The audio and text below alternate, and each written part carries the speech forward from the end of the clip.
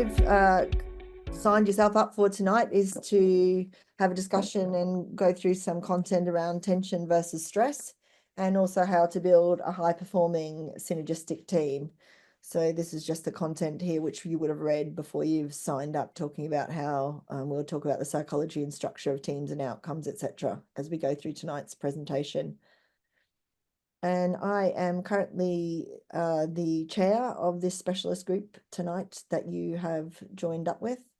I've been the vice chair for nearly 10 years, and now I've taken over the chair role last year in our AGM. And generally, I specialize in multi-million pound global partnership deals, so relationship management, partnership management, supplier management, IT asset management, that type of thing. And I've been doing this work for around about 30 years nearly. Right. So we're just going to get into the content now. And tonight I'm going to talk to you about tension versus stress and how to build a high-performing synergistic team.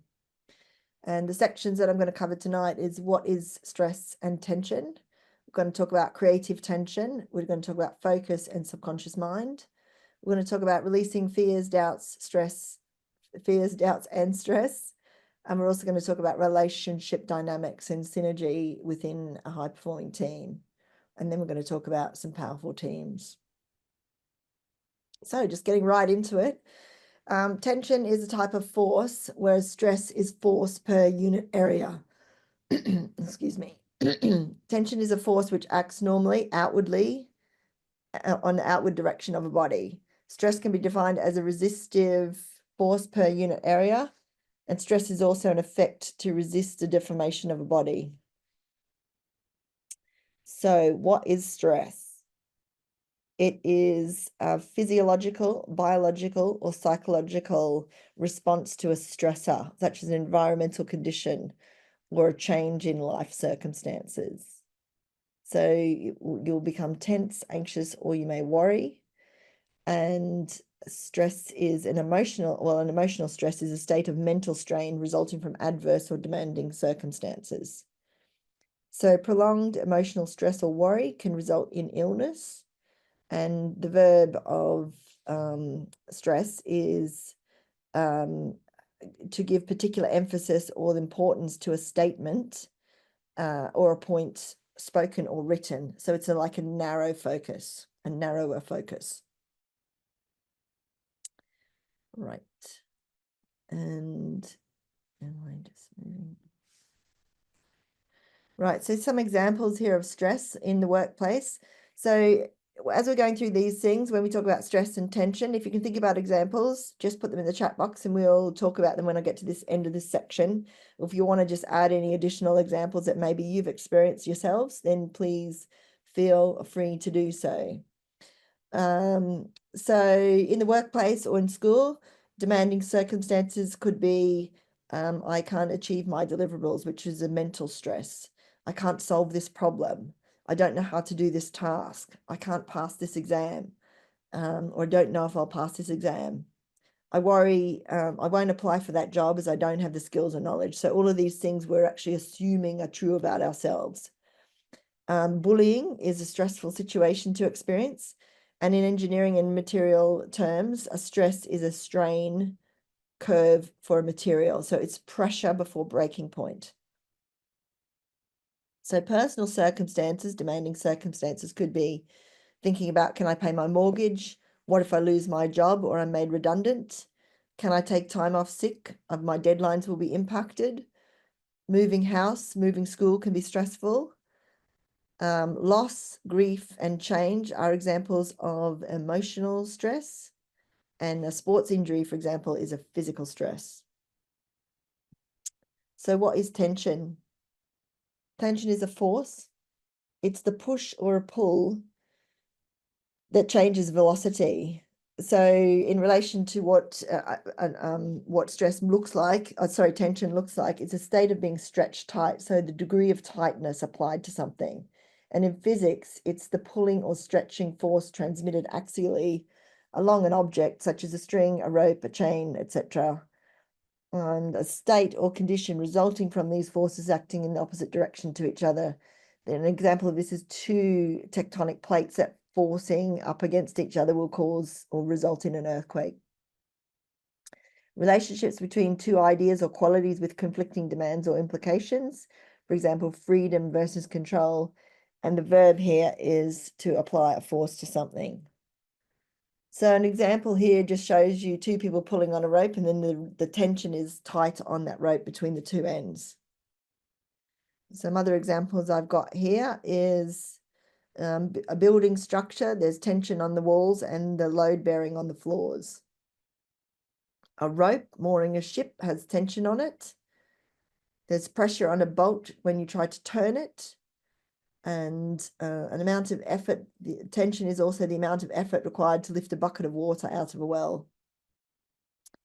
So just checking in there, Ian, have we got anything in the chat, or can I just keep moving on? You can keep moving on, Marilyn. Somebody said, acknowledge that being redundant would be quite stressful. Someone said, what was that?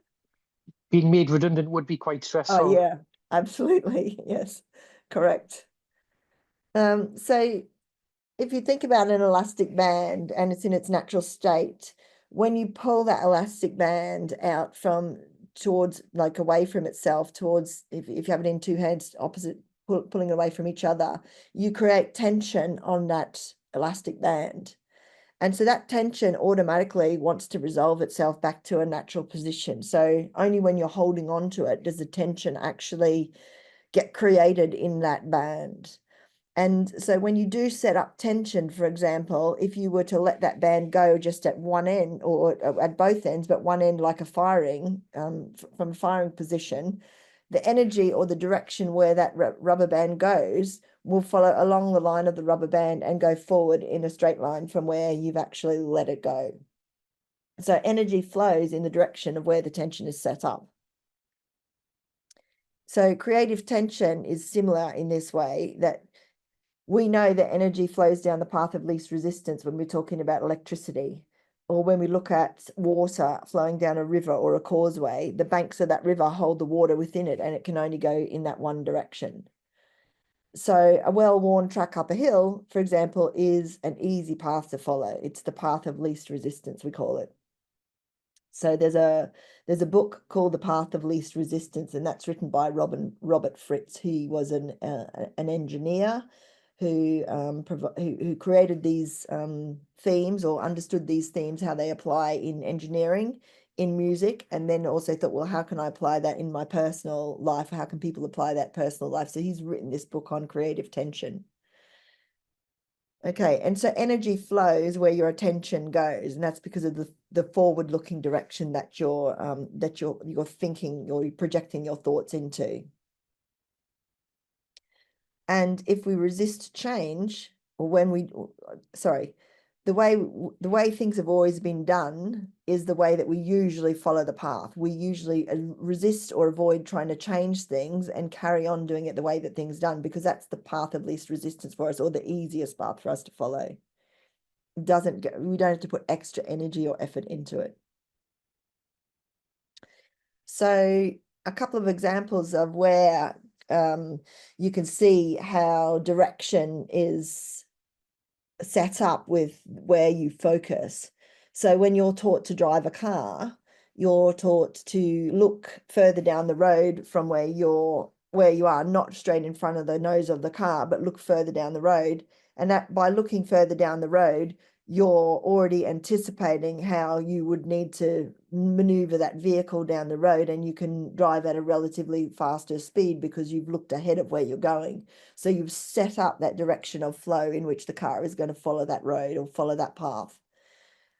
Skiing downhill, if you focus on looking at people, say for example, you might be a not very confident skier and you think, I don't want to hit those people, or I don't want to hit that tree. When you start focusing on not wanting to hit something, you're going to end up hitting it, because that's the only thing that you're focusing on. So you're basically teaching your mind to do something that you focus on by, these two activities. Project deliverables, workplace annual goals, we tend to measure these, and therefore they resolve in the direction that we're focusing, or the direction that we want them to go in. The end result that we want to create in the project, the end result that we want, or the goal that we want to create in our annual goals. So an example in nature of where this also happens is when you plant a seed, you then focus on watering that seed. And what you don't know is what's happening, but you just continue to nurture that seed. And at some point somehow it germinates and then it grows. So you don't need to know the steps of what happens. You just need to apply your focus and then it happens. So creative tension is the direction in which energy flows between 2 points. So the point of where you are and the goal that you're looking at in the future ahead of you. So your focus in this way creates your experience or your reality. So if you want to focus on feeling sorry for yourself, being a victim of circumstances, feeling trapped, feeling stressed, feeling unhappy, then you will create that because that's what your mind is focused on. If you want to create your best life that you'd love and all of the things that you'd like to enjoy and experience in life, when you start to focus on those things, they're the things that you put your energy into and they're the things that you end up creating. Similarly, when you focus on your career and the career path, well, either a career path or just your path through life, you then create the things that you're actually focusing on. So what you measure, you will change, improve, and transform. And so when you measure something, you're actually focusing on it. You're focusing on that goal. How close am I to this goal? Am I actually going in the right direction? Do I need to change something? Will I get there? All of these things are part of the considerations that you apply in order to make sure you do get there. So the subconscious mind has 3 inputs. The lowest level is the unconscious level, which we don't focus on, but it's our survival instinct, and these are our automatic actions. So heart beating, breathing, unconscious biases sit in here because it's something that we don't think about. It's just something that we've been taught and something that we just do automatically. Our self-conscious is the things that we're aware of. So what you're aware of, in your awaking life. So this is your rational mind. This is where you make decisions, where you problem solve, and where you do calculations. And your superconscious mind, so the highest level of awareness here, is your intuition. So what we program into ourselves. And this is where awareness allows you to change. So for example, if you are aware of an unconscious bias, you can make some changes to whether that's, something that you want to continue with or whether you need to make some changes. If you've got dreams and goals and you put these into your mind, you start thinking about them, and then you start figuring about ways of doing it. And you might not figure out these ways just by sitting down with pen and paper and trying to work it out. You just put that thought in your mind and suddenly something becomes obvious to you that you see, maybe walking past a shop window, walking down a street, a book that you pick up, just something that, because you've got this kind of direction or focus of something that you're wanting maybe to know more about, whether that be a particular holiday destination, you start to see that information, or you start to become aware of that information in front of you, and then you pick it up and then you start building those little pieces that actually take you in that forward direction towards that thing that you want to create. And so that's how your subconscious mind is working here. And so the subconscious mind basically says yes to everything. It doesn't discriminate. And that's and so this is how you end up with either the good or the bad, for example, whichever thing you're focusing on. So once you say yes, then those things appear in front of you to help you figure out the steps and the actions that you need to take. And then at the end of following through with all of those steps, you come up with the end result that you were looking for. So where your focus goes is where your subconscious mind follows. So if you start thinking stressful or fear or have some kind of consideration or belief that thinks, I can't do this, that's never going to happen, that's something that I can't achieve, then that's where your subconscious mind thinks that you're focused. And that's where your subconscious mind then creates more of that for you, or it gives you that result. And then you start to find reasons why you can't do things, why that can't be achieved. So again, we've got the opposite way of that. If you have a dream and a goal and results, project deliverables, and all these things that you want to create, and you start focusing on that specific end result, then you start thinking about the things or figuring out the things and the steps that are going to take you closer to that direction, to resolving and achieving that end result. So your focus creates the reality that you experience. So when you become aware of that internal conversation that says, I can't do this, I won't have the skills, I don't know what I need to do, and you start to visualize or notice that you're actually having these thoughts, you could arrest those thoughts and you can stop those thoughts, because then you can go, is that really true? Do I really not know? And if I really don't know, is there something that I can do? Maybe I can choose another option. And then you can change it. So it's the same. Here's just an example of how this might be, just a simplified example in nature of how this works.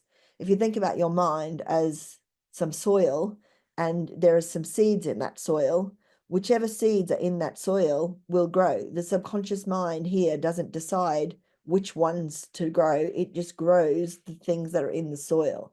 So if your thoughts are weeds, or if your thoughts are negative thoughts, then you will grow those thoughts. You will create more of them. If your thoughts are flowers or the positive thoughts, then you will start to create that crop and you will yield those flowers, or you will yield those end results in the end.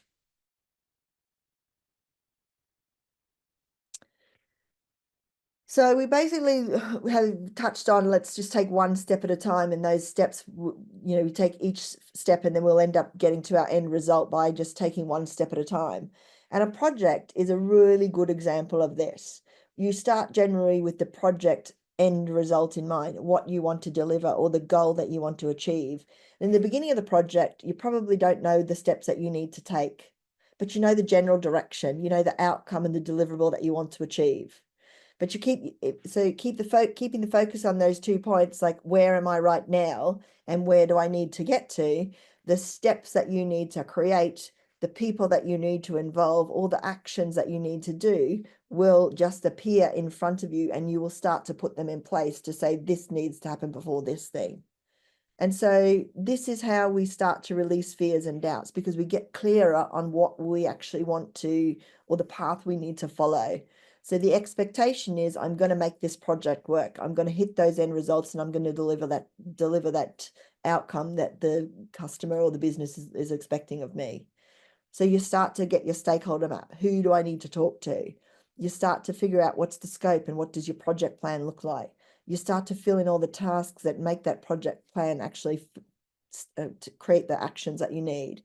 You manage your risks and issues. So you're managing your fears here, your doubts, your stresses. When you start looking at those things, you can problem solve. You can say, well, this is not working. I need to correct my direction that the project is going in so we can hit that end result. I didn't expect this thing to come up, but now I can actually change direction and I can still get there. You might have a steerco, so a board of decision makers that you can talk to, that you might have to give updates to. Where are we at? So that's why you also need to measure, where are we at? Are we still on track? Can we still get there? Are we going to deliver on time? So all this information is relevant to you to help you control and release fears, doubts, and stress. These are all the project tools that we have that we use in like an actual project, but you can apply these to your personal life.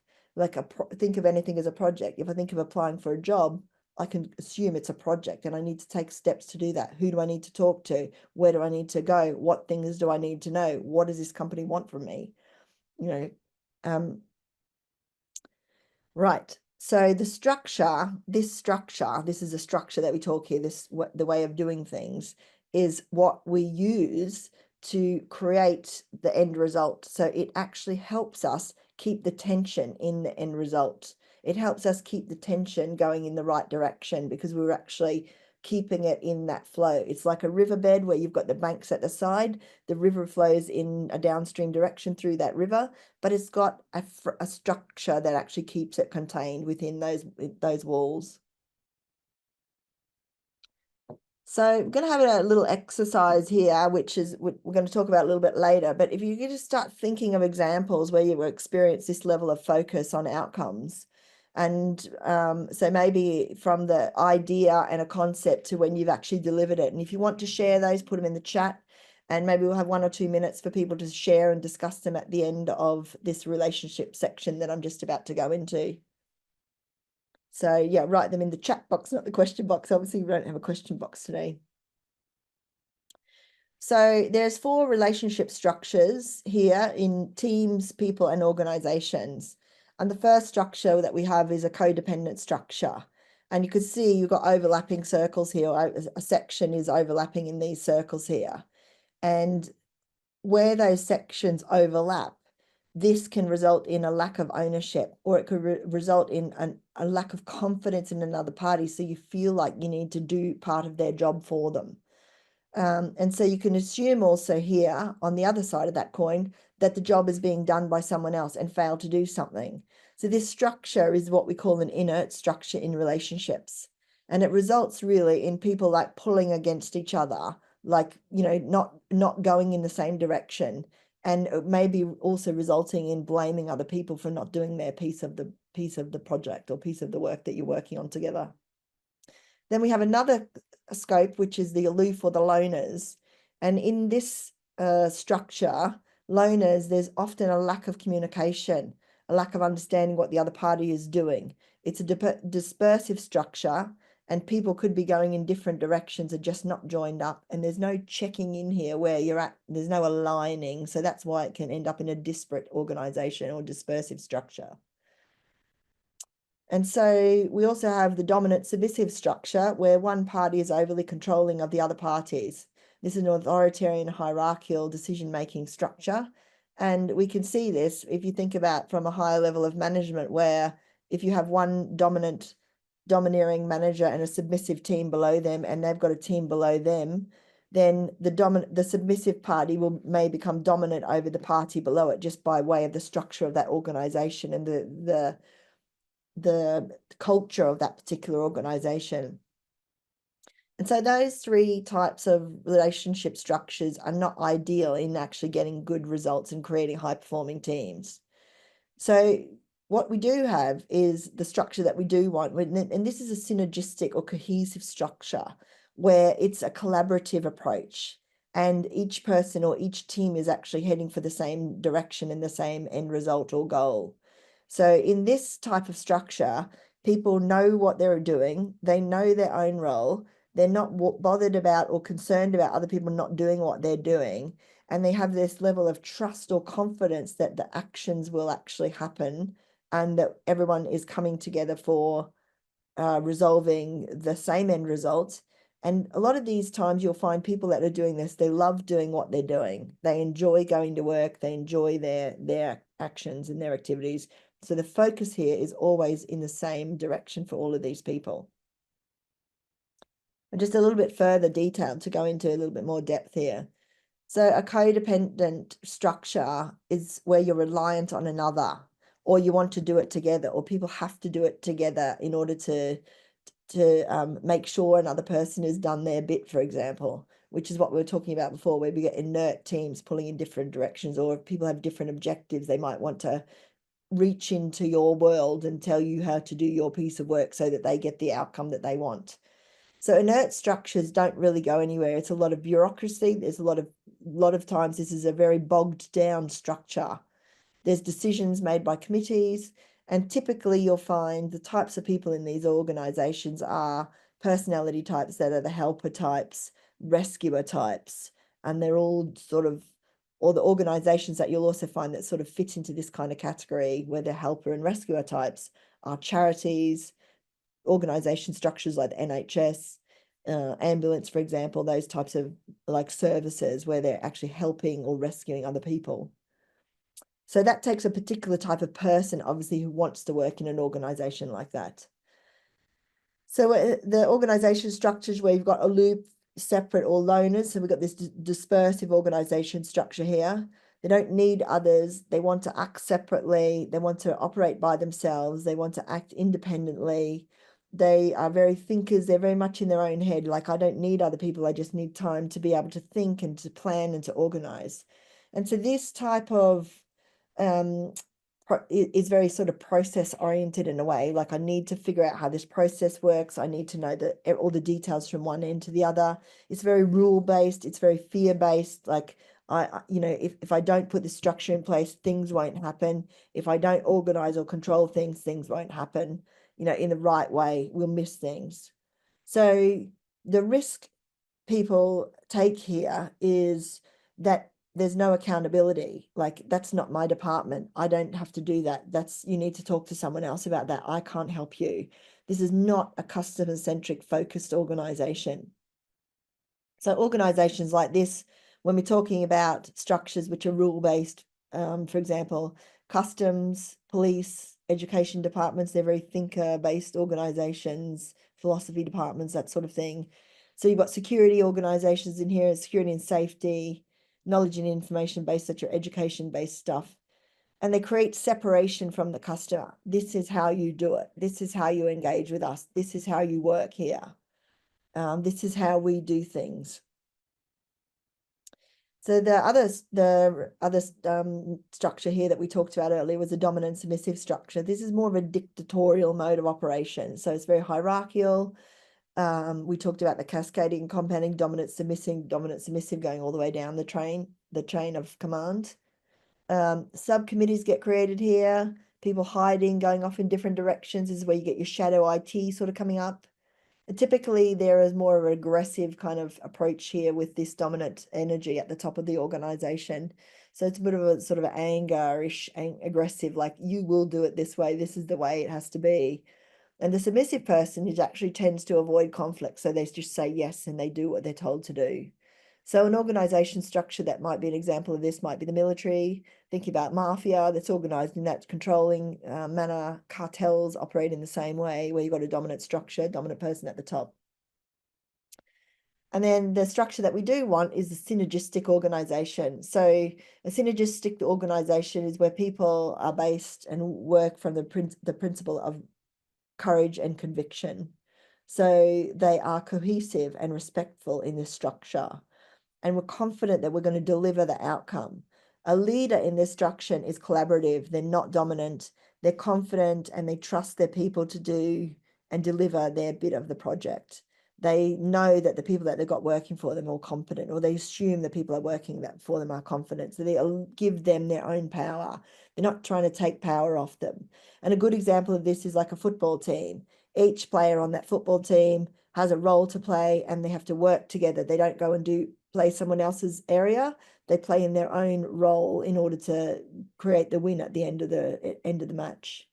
And typically startups operate like this because startups are generally trying to create something exciting and new, and there's courage and conviction in believing that this is something that, you know, is for the greater good of people, or is a gap in the market that they can see for people.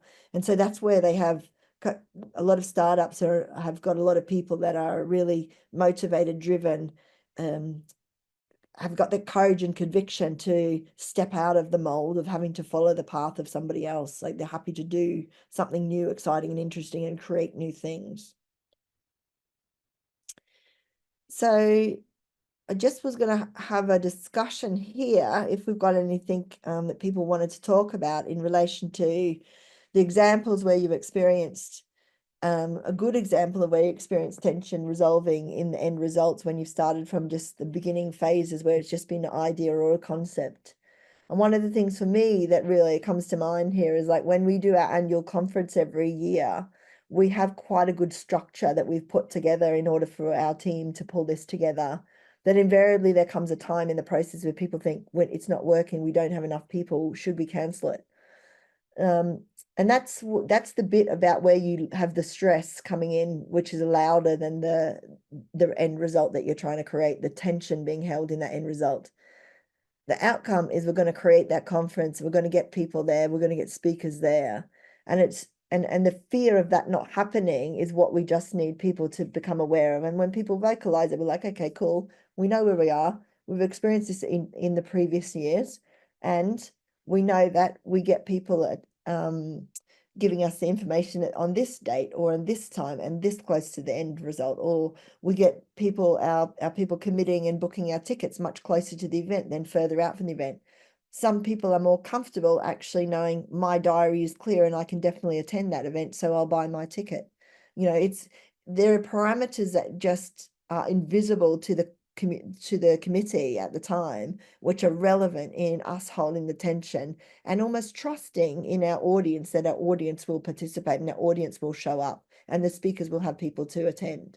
So that's the thing about the tension, is the tension will resolve in that event. It will actually happen. And that's how you can notice the difference between, and we'll go on to that in the last slide, the difference between stress causing us to give up on our end results, or maybe downsizing or reducing the capacity of what we think we can achieve. Like saying, another example would be, say, for example, you think you want to buy a Ferrari, you walk into the Ferrari shop and you think, that's a bit expensive, I think I'd just buy a Mini. So you've basically already downgraded yourself because your conversation has been, I can't do this. And then you go to the mini shop and you think, oh, look, I really don't need a Mini, I probably just need a bicycle. So you've taken your end result of being able to have a Ferrari, which is something that you'd really love, down to being just owning a bicycle, just because you've listened to the conversations that you've been having in your own mind.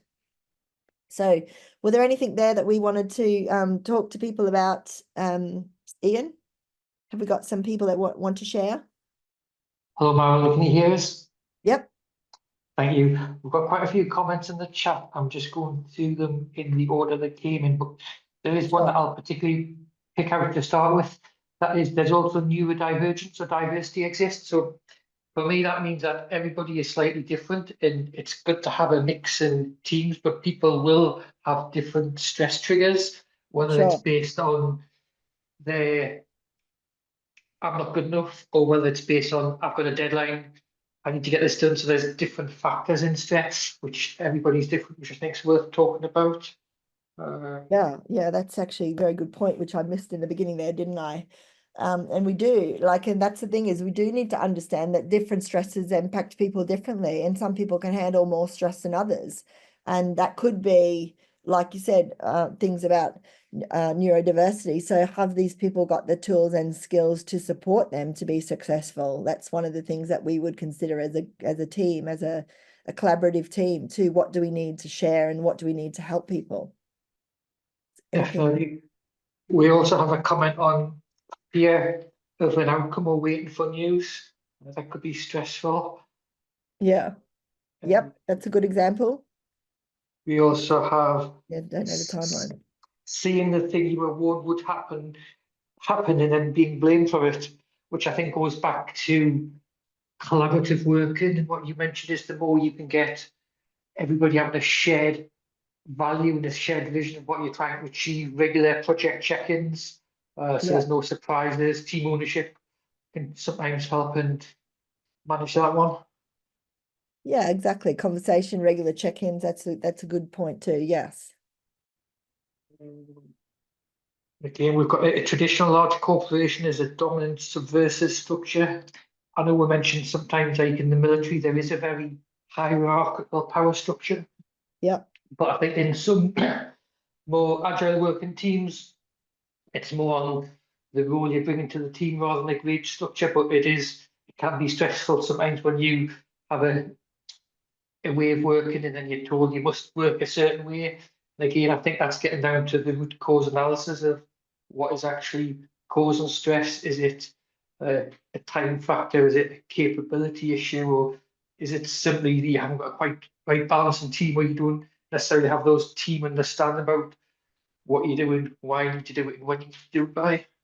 Yeah, so those relationship structures could be just two individuals, or it could be a team of people, or it could be an organization. So you will see those things happening like in a one-to-one also type of scenario. In any kind of relationship, you can have all of those things. So that's a really good point as well.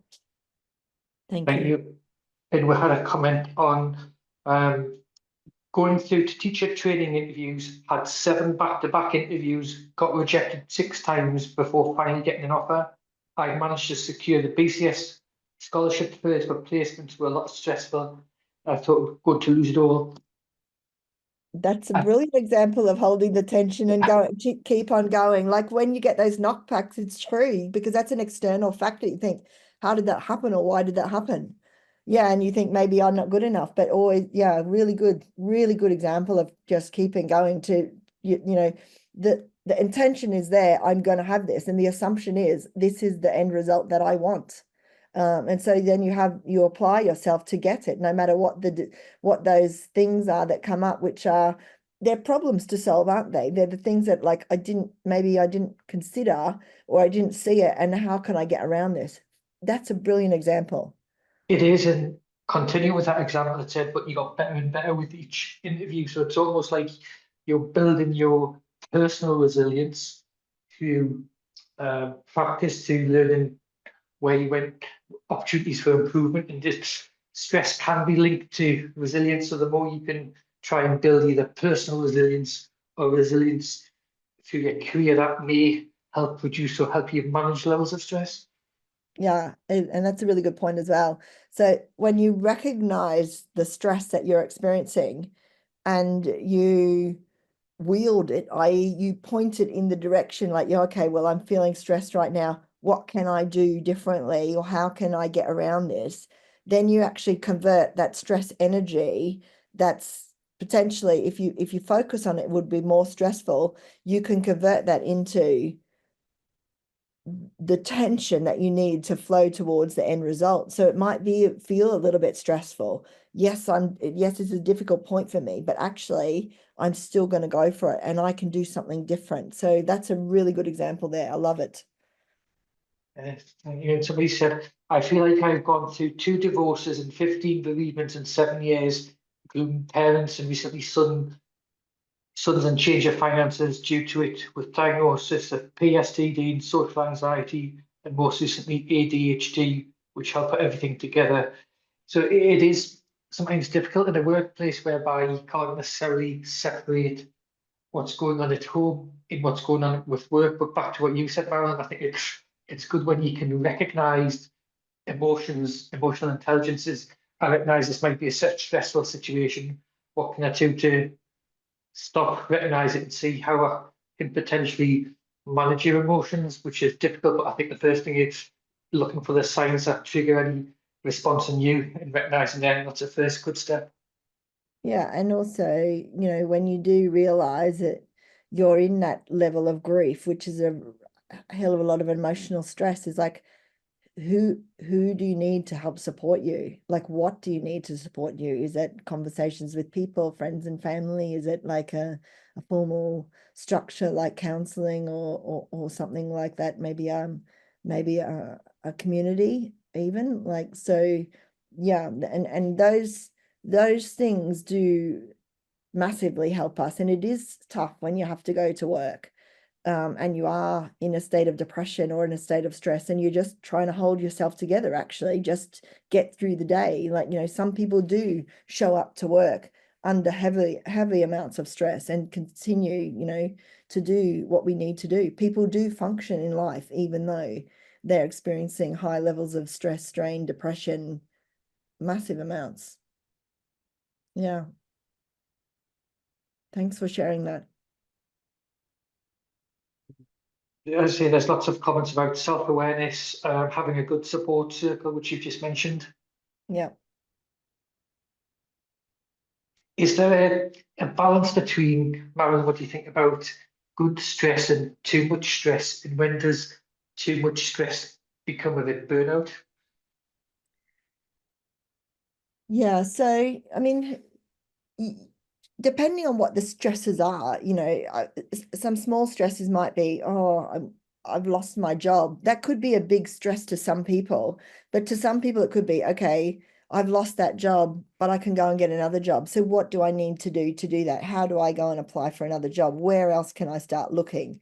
But the stress comes in as like, oh, I don't have a money source, maybe. Oh, how do I get that money source? How do I close that gap so it's not too long before I start earning money again?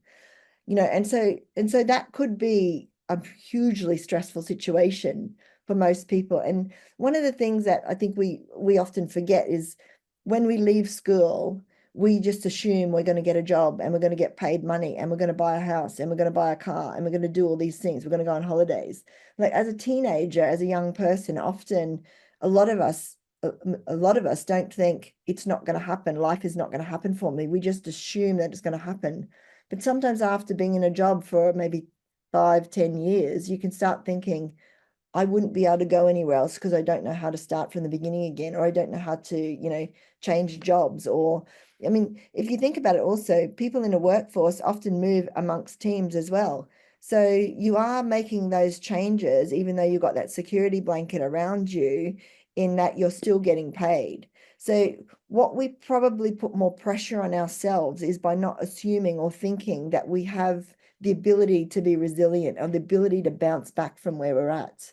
And that's where, this level of stress, a level of stress might also be, I don't like my job anymore. I want something new. And that amount of stress might be just enough stress that allows you to think, let's take control of this situation and change jobs. Let me go and find something interesting that I'd like to do, or find another team I'd like to be part of.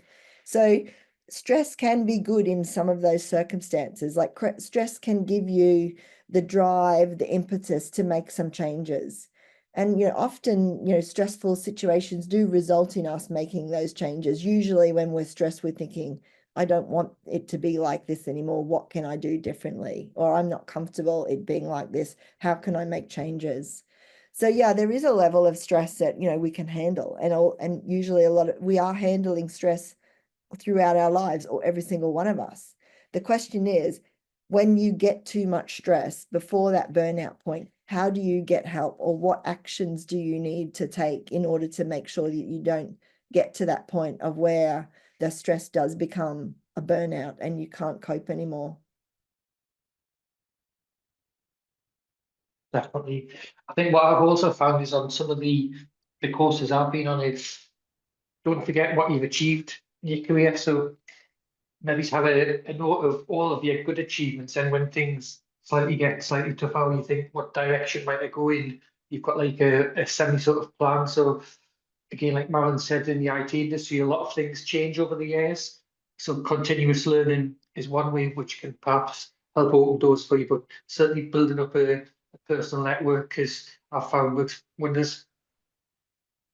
Absolutely. Yeah.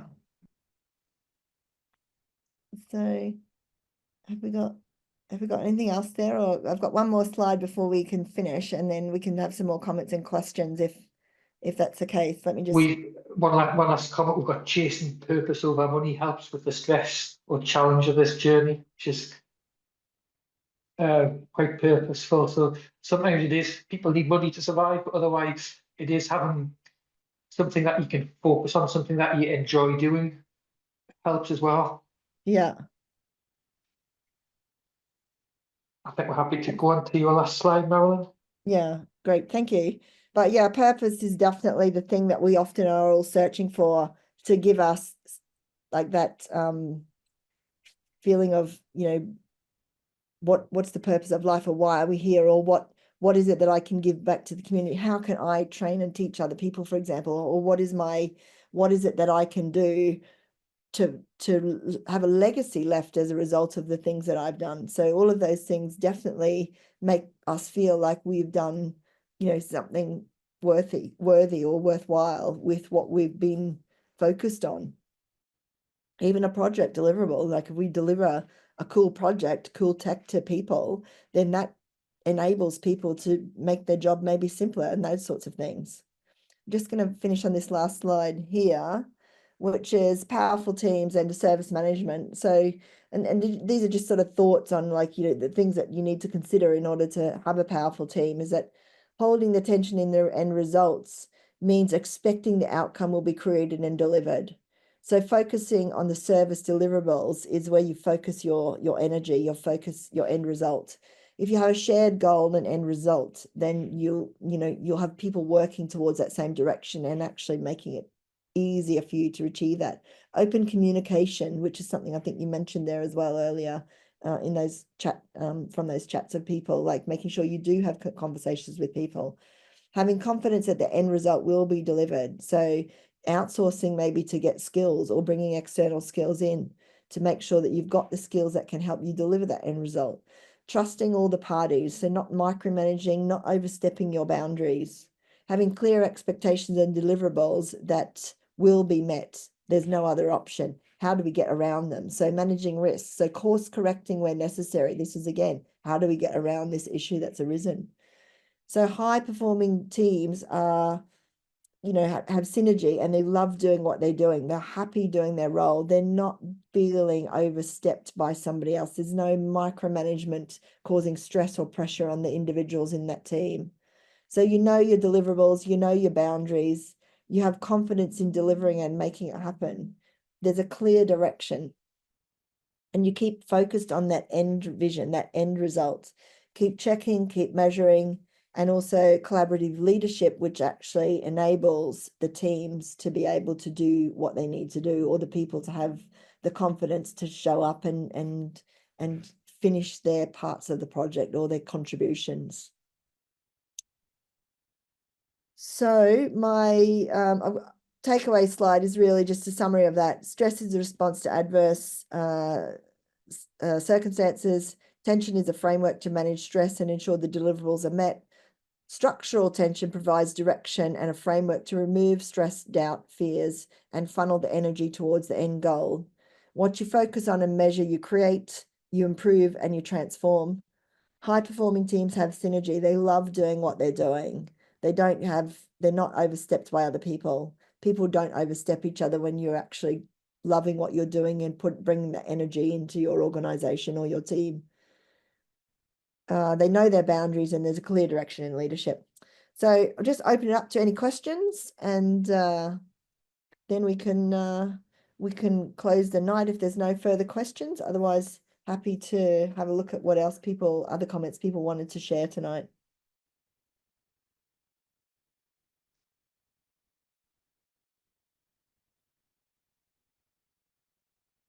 Are you there, Ian? Okay, I can read one here from David. Being intentional, planning. I just need to move that window over so I can see it. Yeah, so David Clegg said, being intentional, planning your time. Just jumped, What you want to achieve. blocking Blocking out. out the noise. Yes, most helpful. Beautiful. That's perfect. Yeah. But also, yeah, the noise is, is that a stress? Is that something that you can actually use as, part of your energy to focus as well? But it's, a really good point. Being intentional, absolutely. That's the thing is about tension. It's intention. When you're in tension, your intention is to make it happen. Brilliant. Love it. I think planning your time is another one of the key things is that, it's something that's limited, you've only got so much of it, and planning, collaboration, teamwork can all help manage levels of stress either personally or in a team to deliver within a time scale. Yeah, just a comment there from Stephen. Yep, I am on LinkedIn. Yeah, do feel free to reach out to me on LinkedIn if people want to. We will get these content also shared, that my slides, made them available for people as well. Feel free to reach out to me as well. There's no problem with that. Feel free to join us on the committee if you'd like to be part of the group. Anything else there, Ian? There's another comment is taking control rather than being controlled. Do events happen or do you control events?